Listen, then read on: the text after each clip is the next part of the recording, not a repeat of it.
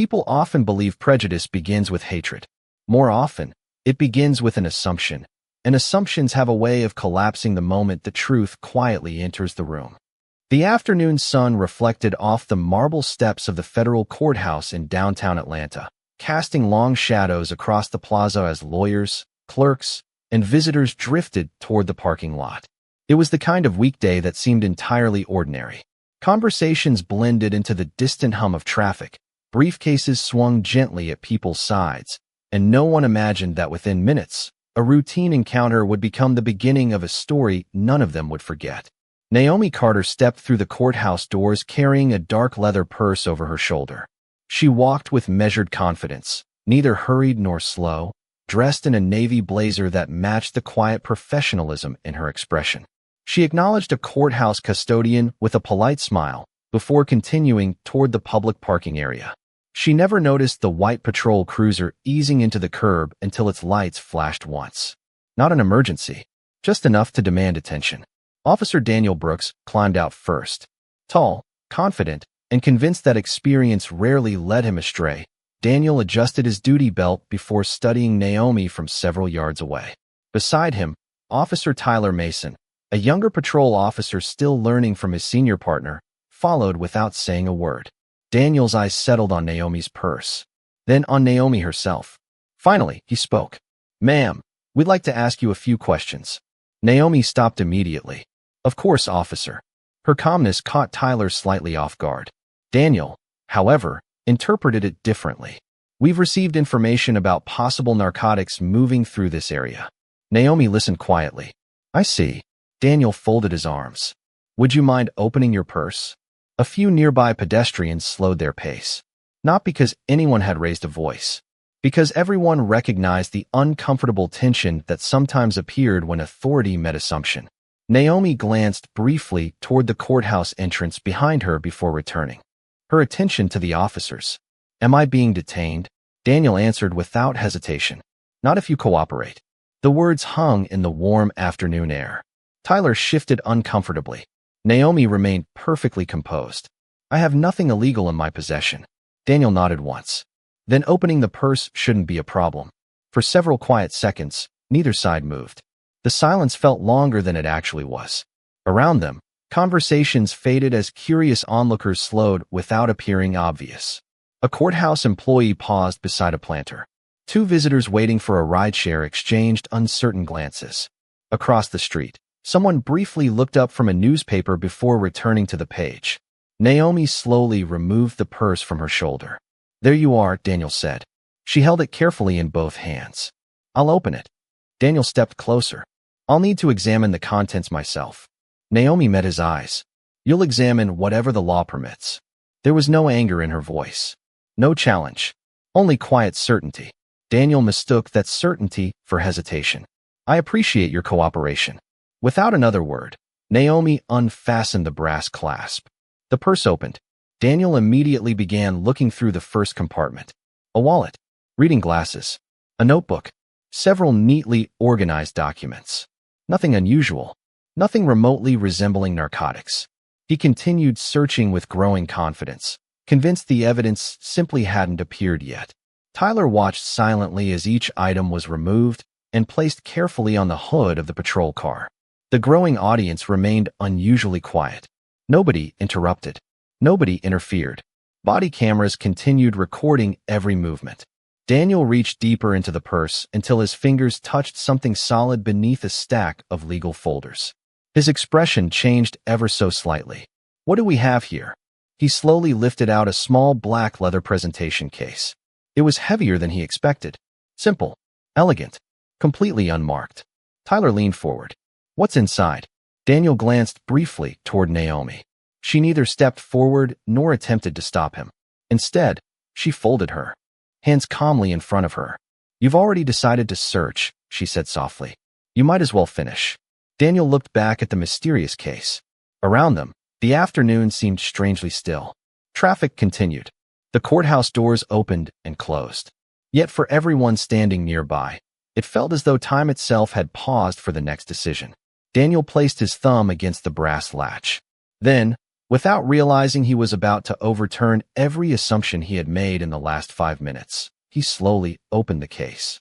The most dangerous assumptions are the ones people never realize they're making, until a single piece of evidence quietly tears them apart. The brass latch clicked softly. Officer Daniel Brooks lifted the lid of the black leather presentation case with the confidence of a man expecting to confirm his own suspicions. Instead, the expression on his face froze almost instantly. Inside rested a polished golden seal, nestled in dark velvet. It wasn't jewelry. It wasn't a commemorative coin. It wasn't anything Daniel immediately recognized. The intricate eagle, balanced scales, and finely engraved lettering reflected the afternoon sunlight with an unmistakable brilliance. Tyler Mason leaned closer. "What is that?" Daniel picked it up carefully, turning it over in his hand. "No idea," he muttered. "Probably some souvenir." Naomi Carter remained exactly where she was, neither defensive nor anxious. She simply watched. "May I have it back when you're finished?" she asked politely. Daniel barely acknowledged the question. "You carry this around every day?" "Sometimes." "For what purpose?" "It belongs where I am." The answer sounded simple, almost too simple. Daniel frowned. "That doesn't answer my question." Naomi offered the faintest smile. "Not every question deserves an immediate answer." Several bystanders exchanged curious looks. The atmosphere had changed. Only minutes earlier, people had expected officers to discover narcotics. Now every pair of eyes seemed fixed on the unfamiliar golden emblem resting in Daniel's palm. Tyler studied the seal more carefully. "I've never seen anything like it." Daniel shrugged. "Neither have I." He flipped it over once more, searching for something that would confirm it meant nothing. Instead, he found an engraved identification number beneath the eagle. The numbers looked official, not decorative. Daniel's confidence weakened just enough to become irritation. "Where exactly did you get this?" Naomi answered without hesitation. "It was issued." "Issued by who?" "I believe you have enough resources to find out." Daniel's jaw tightened. The response felt respectful.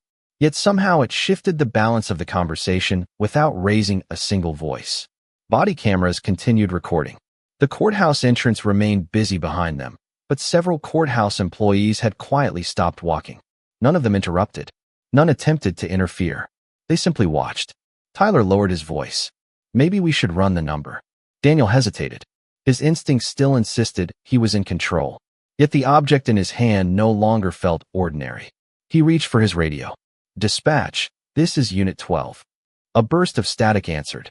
"I need an identification check." He slowly read the engraved number. Silence followed, longer than expected. Tyler glanced toward Naomi. She stood patiently with her hands folded, as though waiting for a meeting to begin rather than standing beside a patrol car under public scrutiny. Dispatch finally responded. "Unit 12, stand by." Daniel looked mildly annoyed. "Copy." Another pause. This one lasted even longer. The surrounding plaza seemed strangely quiet despite the passing traffic. Even the curious spectators sensed something had changed. Dispatch returned. "Unit 12. The operator's voice sounded noticeably different. "We're unable to verify that identification through standard databases." Daniel frowned. "What do you mean unable? Please remain where you are." "For what reason?" Another brief silence. Then came 6 words that erased every trace of certainty from the encounter. "Federal court security has been notified." Power rarely changes hands in a single dramatic moment. More often, it changes the instant someone realizes they have been standing on the wrong side of the truth. Officer Daniel Brooks lowered his radio without saying another word. The response from dispatch echoed in his mind. Federal court security has been notified. That wasn't how routine identification checks ended. Tyler Mason looked from the golden seal to Daniel. "Did they say federal court security?" Daniel nodded, though the confidence in his expression had begun to fade. "They probably just want to verify it." His voice sounded firmer than he actually felt. Naomi Carter remained quietly beside the patrol car, watching neither officer with satisfaction nor resentment. Her attention drifted toward the courthouse entrance, where people continued moving in and out beneath the tall stone columns as though nothing unusual had happened. A warm breeze carried the sound of distant traffic across the plaza. For several moments, no one spoke. Daniel carefully returned the golden seal to its velvet case, but kept possession of it. "You understand," he finally said, Until we know exactly what this is, we're going to hold on to it. Naomi met his eyes. I understand that you're making a decision. The wording caught him off guard. Not an argument. Not permission. Simply an observation. Tyler shifted his weight uneasily. Should we ask for her identification again? Daniel nodded. Naomi calmly handed over her driver's license. Daniel compared the photograph to her face. Naomi Carter. Atlanta address. No warrants. No alerts. Nothing remotely suspicious. Everything appeared perfectly ordinary. Yet nothing about the afternoon felt ordinary anymore. A second voice suddenly crackled across Daniel's radio. Unit 12. Daniel immediately answered. Go ahead. Remain at your current location. We already are. There will be additional personnel responding. Daniel frowned. What kind of personnel? A brief pause. Please remain available. The transmission ended. Tyler looked toward the courthouse. That doesn't sound like local police. Daniel didn't answer. Instead, he scanned the crowd. Several courthouse employees had quietly gathered near the entrance. They weren't interfering, but they were watching with unmistakable interest. One older security officer exchanged a glance with another before speaking. Quietly into a shoulder microphone. Naomi noticed the movement. She said nothing. She simply folded her hands in front of her and waited with remarkable patience. Daniel found the silence increasingly uncomfortable. Most people questioned by police became nervous. Some became defensive. Others argued. Naomi had done none of those things. She behaved like someone who had complete confidence in a process that hadn't even begun. Tyler spoke softly enough that only Daniel could hear. What if that seal actually means something? Daniel looked down at the leather case resting on the patrol car's hood. The polished brass latch reflected the afternoon sunlight. For the first time since opening it, he wondered whether he should have touched it at all. Then, from somewhere beyond the courthouse gates, the low sound of approaching engines drifted across the plaza. Not one vehicle. Several. Heads slowly turned toward the entrance. Even the courthouse employees straightened instinctively. Naomi didn't look surprised.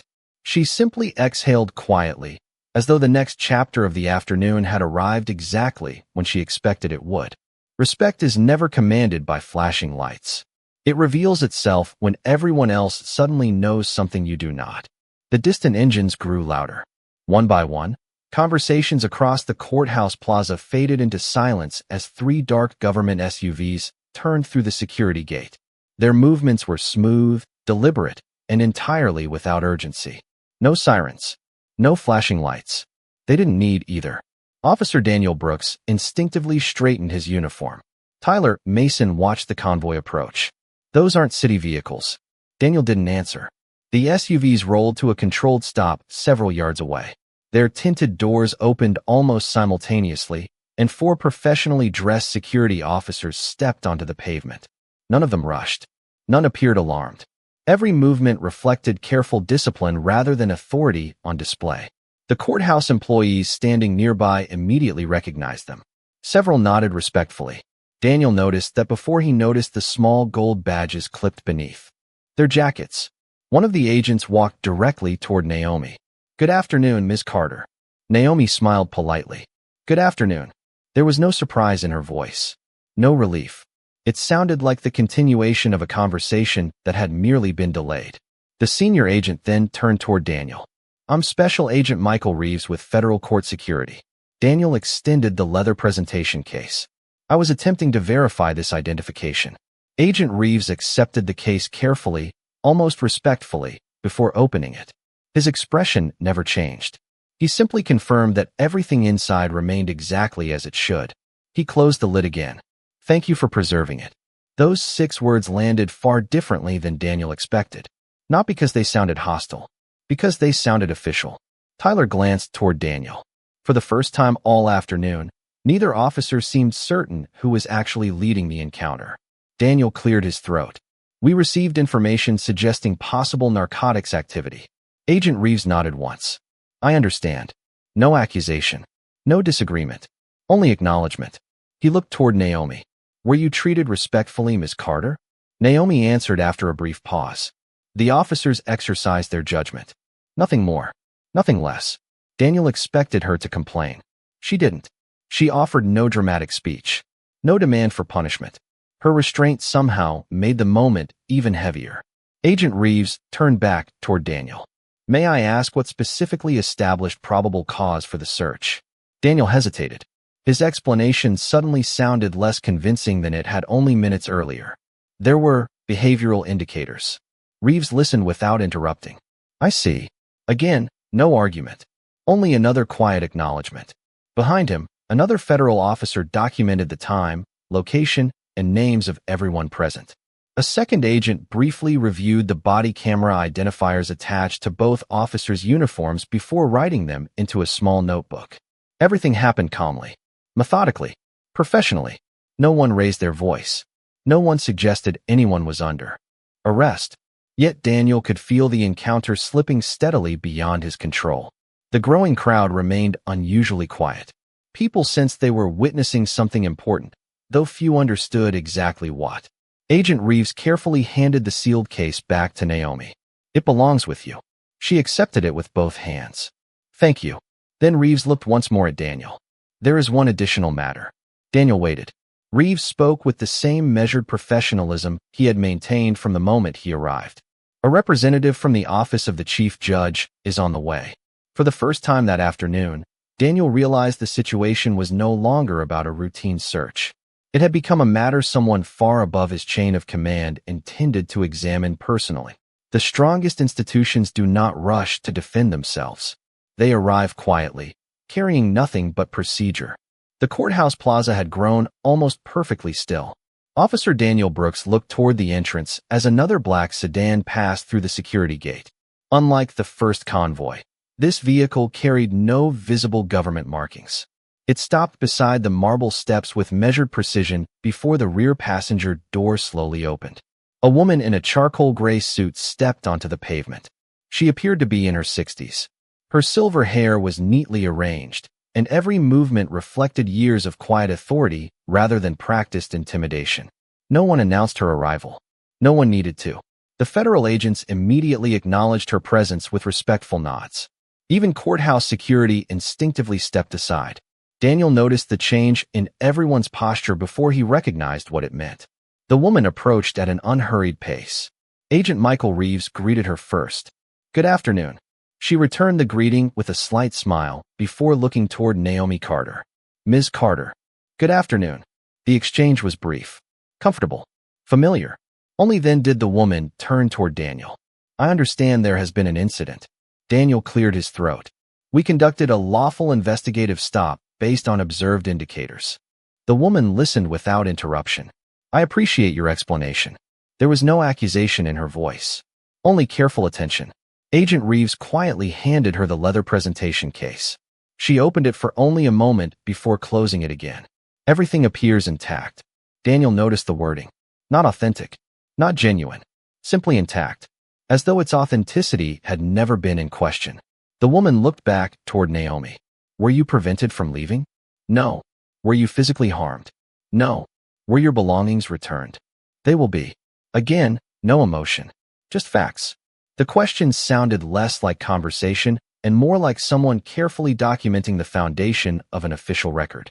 Daniel felt an unfamiliar weight settle across the encounter. This no longer resembled an ordinary field stop. It resembled the opening moments of a professional review. Tyler remained silent. He had begun replaying the entire interaction in his mind, remembering every instruction, every movement, every word spoken since Naomi had been stopped outside the courthouse. Nearby, several bystanders quietly dispersed now that they sensed the situation was under control. Others remained, sensing history unfolding in ordinary clothing. The woman finally addressed Daniel again. Officer Brooks. Yes, ma'am. I'd like to preserve the body camera recordings associated with today's interaction. Daniel blinked. They're automatically uploaded. Excellent. She nodded once. Please ensure no footage is deleted, edited, or categorized before upload. I wasn't planning to. I'm glad to hear that. Again, no hostility. Only procedure. Naomi quietly accepted the leather case from Agent Reeves and secured it inside her purse with remarkable care. Daniel watched every movement. For the first time that afternoon, he realized the golden seal itself had never been the most important part of the story. It was merely the reason everyone else had arrived. The woman looked briefly toward the courthouse entrance before returning her attention to Daniel. My office will be requesting copies of all associated reports. Daniel hesitated. May I ask which office? The woman offered a calm, almost reassuring smile. You'll receive the paperwork shortly. Then she paused for a single moment before adding the sentence that transformed uncertainty into quiet apprehension. It will come directly from the office of the chief judge. Truth rarely announces itself. It simply asks one question that no one expected to answer. The silence that followed seemed heavier than the conversation itself. Officer Daniel Brooks stood motionless beside his patrol car, watching the woman from the office of the chief judge exchange a quiet glance with Agent Michael Reeves. No instructions were whispered. No dramatic gestures were made. Yet everyone present understood that the atmosphere had shifted once again. The courthouse was no longer observing the encounter. It had become part of it. The woman opened a slim leather portfolio and removed a single sealed envelope bearing the official crest of the federal court. She handed it to Agent Reeves. Please. Reeves accepted it before turning toward Naomi. Ms. Carter. She stepped forward. The envelope was placed gently into her hands. No signatures were requested. No explanation was offered. Naomi simply nodded. Thank you. Daniel couldn't ignore the obvious question any longer. Excuse me. Every head turned toward him. He spoke carefully. May I ask, who exactly is Ms. Carter? For the first time that afternoon, the woman from the chief judge's office smiled. Not because the question amused her, because it had finally become the correct one. She answered calmly. Ms. Naomi Carter serves as special judicial liaison to the office of the Chief Judge of the United States District Court. The words landed with remarkable simplicity, yet their meaning spread across the plaza almost instantly. Tyler's eyes widened. Daniel remained perfectly still. Special Judicial Liaison. The title wasn't widely known outside the federal judiciary, but anyone working around the courthouse understood its significance. The position existed to coordinate highly sensitive judicial matters between federal judges, marshals, and court security. Someone entrusted with access. Someone expected to move quietly. Someone carrying credentials that rarely needed explanation. Daniel slowly looked toward the leather purse, then toward the golden seal. Everything suddenly fit together. Not because the seal represented personal authority, because it represented institutional trust. The woman continued. Ms. Carter routinely carries official judicial credentials while performing court assignments. Daniel swallowed. I wasn't aware. No, she replied gently. You weren't. There was no sarcasm, only fact. Agent Reeves stepped beside Naomi. The identification number you requested dispatch to verify is intentionally excluded from standard law enforcement databases. Daniel looked confused. Why? For security. Another simple answer. Another realization. The dispatch operator had not failed. The system had worked exactly as designed. Tyler quietly removed his patrol notebook from his pocket. Without anyone asking, he began reviewing every note he had written during the stop. Daniel noticed. So am I. He opened his own notebook. Not because someone ordered him to, because procedures suddenly mattered more than pride. Naomi watched both officers with quiet composure. She neither celebrated nor condemned what was unfolding. She merely observed. The woman from the chief judge's office closed her portfolio. This review is not about titles. She looked directly at Daniel. It is about process. Those 4 words settled over the plaza with unmistakable weight. Not race. Not status. Not reputation. Process. The foundation upon which every courtroom only a few yards away depended. Daniel lowered his eyes for a brief moment. For the first time since activating his patrol lights, he realized the most important evidence from the afternoon had never been inside Naomi Carter's purse. It had been recorded every second by the cameras attached to his own uniform. Justice does not become stronger when powerful people speak. It becomes stronger when ordinary rules are applied without exception. No one moved for several seconds. Officer Daniel Brooks remained standing beside his patrol vehicle, his notebook still open in one hand. The afternoon sunlight reflected softly from his body camera, reminding him that every decision made during the stop had already become part of an official record. No memory could alter it now. No explanation could rewrite it. Only the footage remained. The representative from the office of the chief judge looked toward Agent Michael Reeves. I believe we've gathered everything necessary. Reeves nodded once. Our office will coordinate directly with the department. Daniel listened carefully. Neither of them mentioned discipline. Neither spoke about punishment. The conversation centered entirely on documentation, reports, and procedure. Oddly enough, that made the moment feel even more serious. Naomi Carter adjusted the strap of her purse before quietly thanking the federal agents for their assistance. You arrived quickly. Reeves smiled politely. We were already nearby. Daniel suddenly understood why. The federal courthouse maintained its own protective network. What had seemed like an isolated street encounter had unfolded only a short distance from the very institution Naomi served. The response had never been dramatic. It had simply been inevitable. Tyler finally spoke. Ms. Carter. She turned toward him. I'd like to apologize if our actions caused unnecessary embarrassment. His words came carefully, without excuses, without qualifications. Naomi regarded him for a brief moment. I appreciate your saying that. Nothing more. The simplicity of her response carried more dignity than any lengthy speech could have. Daniel remained silent. He knew an apology offered only because circumstances had changed would carry little value. The representative from the chief judge's office appeared to recognize the same thought. She addressed both officers evenly. Professional integrity is measured most accurately after certainty disappears. Neither officer answered. There will be opportunities to explain your decisions through the appropriate channels. Again, not a threat. A reminder. Exactly the kind courts issued every day. Nearby, courthouse employees gradually resumed their normal routines. Conversations returned. Footsteps echoed across the marble entrance. The plaza slowly transformed back into an ordinary weekday. Afternoon. Yet for those who had witnessed the encounter, nothing felt quite ordinary anymore. Daniel watched Naomi prepare to leave. She carried herself exactly as she had when the stop began. Calm, composed, unhurried. Not because she had won, because she had never viewed the situation as a contest. Before walking away, Naomi looked toward Daniel one final time. Our institutions depend on people trusting them. Daniel nodded quietly. I understand. She offered a gentle smile. I hope so. Then she turned and walked toward the courthouse entrance. The federal agents followed several respectful steps behind, maintaining the same unobtrusive distance with which they had arrived. Daniel remained where he stood until the courthouse doors quietly closed behind them. Only then did he remove his patrol cap and exhale. The afternoon had begun with confidence. It ended with reflection.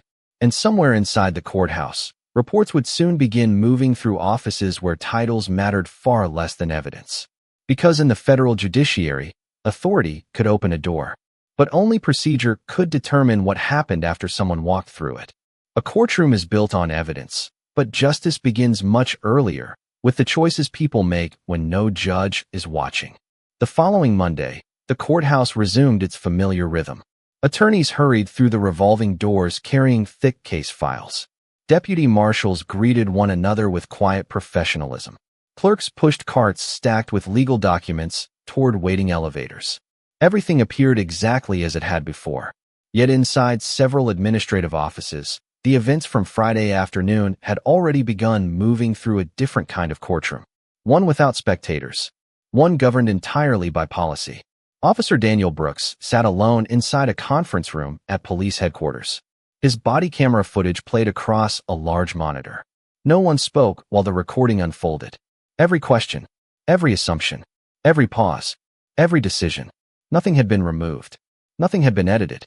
The recording required no commentary. It simply existed. Across the table sat Sergeant Rebecca Collins. Beside her was a representative from the department's Professional Standards Division. Neither interrupted the video. When it finally ended, the room remained silent for several moments. Sergeant Collins folded her hands. Officer Brooks. Yes, Sergeant. Based on the recording, would you make every decision the same way today? Daniel looked toward the frozen image displayed on the screen. Naomi Carter stood calmly beside the patrol vehicle, exactly as she had throughout the encounter. She had never shouted, never resisted, never attempted to use her position to influence the stop. He lowered his eyes. No. The answer came quietly. Not because someone demanded it, because he knew it was true. Professional standards made no immediate conclusions. Instead, the representative spoke evenly. The purpose of this review is not to determine whether someone held an important title. Daniel nodded. It is to determine whether reasonable suspicion remains supported throughout the encounter. Again, the discussion centered on process, not personalities, not politics, procedure, exactly as the federal representatives had promised. Meanwhile, inside the federal courthouse, Naomi Carter continued working as though nothing unusual had occurred. She reviewed judicial correspondence, prepared briefing materials, coordinated schedules between chambers and court security. When a colleague quietly asked whether she was all right after Friday's incident, she smiled gently. "I'm fine. Are you filing a complaint?" Naomi considered the question for a moment. The court already has the information it needs. That answer surprised her colleague. "You don't seem angry." Naomi looked toward the courtroom doors lining the hallway. Anger rarely improves judgment. Later that afternoon, Agent Michael Reeves crossed paths with her outside the clerk's office. "I understand the department has begun its internal review." Naomi nodded. "I expected they would. They've requested copies of our incident documentation." She smiled faintly. "That's how institutions earn trust." Reeves glanced toward the busy courthouse corridor. "Most people think justice happens inside those courtrooms." Naomi followed his gaze. "Sometimes it does." She paused. "But sometimes justice begins when people choose to tell the truth before they're ordered to." Outside, sunlight reflected across the courthouse steps where Friday's encounter had taken place. Pedestrians walked by without realizing the location had quietly become a lesson. Not about authority, not about status, but about something every badge, every courtroom, and every public servant ultimately depended upon. The discipline to let procedure speak louder than assumption. The law remembers far longer than pride ever can. Several weeks later, the courthouse plaza looked exactly as it always had. Morning sunlight spilled across the granite steps. Lawyers hurried inside carrying briefcases. Witnesses waited quietly near the entrance. Federal marshals monitored the doors with practiced calm. To anyone passing by, it was simply another ordinary day. Yet for Officer Daniel Brooks, the place no longer looked the same. He had returned as part of a department training program focused on constitutional policing and procedural decision-making. Not as punishment, as education. His department had completed its internal review. The findings concluded that while the stop had begun within policy, several later decisions required better articulation, stronger objective reasoning, and greater awareness of confirmation bias. The recommendation was simple: additional training, improved documentation, renewed emphasis on evidence over assumption. Daniel had accepted every requirement without objection. He understood why. Inside the courthouse, Naomi Carter finished a morning briefing and walked toward the main entrance carrying the same black leather purse. The same quiet confidence, the same measured pace. As she stepped outside, she noticed Daniel standing near the plaza with several younger officers attending the training session. Their eyes met. For a brief moment, neither of them spoke. Daniel approached. Not hurriedly, not awkwardly, simply honestly. "Ms. Carter, Officer Brooks, I wanted to thank you." She looked at him with quiet curiosity. "For what?" "For allowing the process to work." Naomi smiled gently. "I didn't allow it." She glanced toward the courthouse behind her. "I trusted it." Daniel nodded slowly. "I've watched that footage more times than I can count. And each time I noticed something different." Naomi waited. "I kept looking for the moment everything changed." She offered a faint smile. "There wasn't one." Daniel paused. "You were the same person from beginning to end." "Yes." It was my understanding that changed. Neither of them spoke for several seconds. Around them, the courthouse continued its ordinary rhythm. People arrived. People departed. Justice moved quietly through countless unseen conversations. One of the younger officers approached Daniel. "Sir, they're ready for the next training exercise. I'll be there in a moment." The officer nodded before walking away. Daniel looked back toward Naomi. "I hope I earn that understanding next time before I make assumptions." "I believe you will." There was no triumph in her voice, only hope. She extended her hand. Daniel shook it respectfully. No cameras recorded the gesture. No crowd gathered to watch. No headlines would ever describe it. Yet somehow, it became the most important moment of the entire story. Because justice had never depended upon someone important revealing their title. It depended upon ordinary people choosing to become better after discovering the truth. Naomi turned and walked through the courthouse doors once again. Daniel watched them close before returning to the officers waiting for instruction. This time, when he began speaking, he did not start with authority. He started with responsibility. Because a badge can stop a stranger, a courtroom can decide a case. But only integrity can preserve the public's trust. And on one quiet afternoon outside a federal courthouse, everyone learned that respect cannot be demanded. It can only be earned.